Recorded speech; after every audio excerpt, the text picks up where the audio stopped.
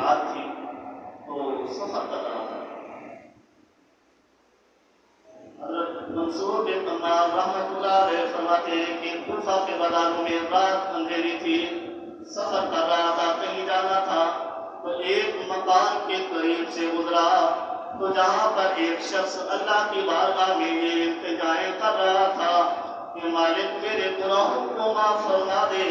میری زندگی کی بدعمالیوں کو ختم کر دے، میرا مالک تو مجھ سے راضی ہو جا۔ اے مالک اگر تو مجھ سے راضی نہ ہوا، میرے گناہوں کو معاف نہ کیا تو اے اللہ میرا پھر حال کیا ہوگا؟ حضرت منصور بن عمار رحمۃ اللہ علیہ فرماتے ہیں کہ جب اس کی آواز سنی تو میں نے اس آیت کریمہ کی تلاوت کی کہ یا ایھا الذین آمنوا قوا انفسکم واہلیکم نارا۔ جب میں نے اس آیت کریمہ کو بلند آواز سے پڑھا اور میری آواز جب اس شخص کے کانوں میں ٹکرائی تو پھر میں نے آوازیں سنی کہ تڑپنے کی آوازیں آ رہی تھی، کچھ لمحے بعد پھر سکون طاری ہوا۔ حضرت منصور بن عمار رحمۃ اللہ علیہ فرماتے ہیں پھر میں اپنے سفر پر چلا گیا، صبح ہوئی تو واپس آیا تو اسی مکان پر لوگوں کا رش لگا ہوا تھا، ہر بندہ رو رہا تھا، تو میں نے یہ دیکھا کہ اس کی ایک بوڑھی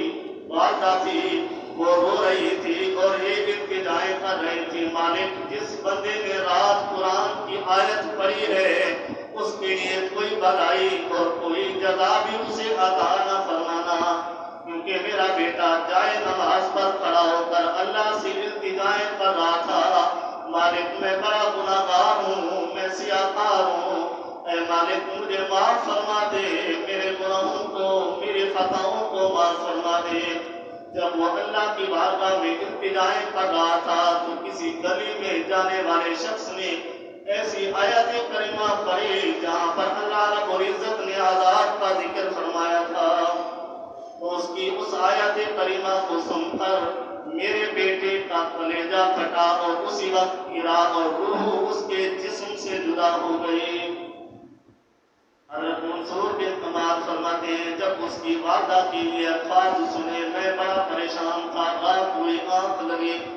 تو خواب میں اللہ رب العزت نے اسی شخص سے میری ملاقات کرا دی اور میں نے پوچھا اے اللہ کے بندے یہ تو بتا کہ اللہ رب العزت نے تیرے ساتھ معاملہ کیا فرمایا؟ تو وہ شخص فرماتا ہے اللہ رب العزت نے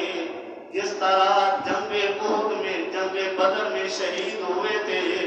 اللہ نے جو ان کے ساتھ معاملہ فرمایا ہے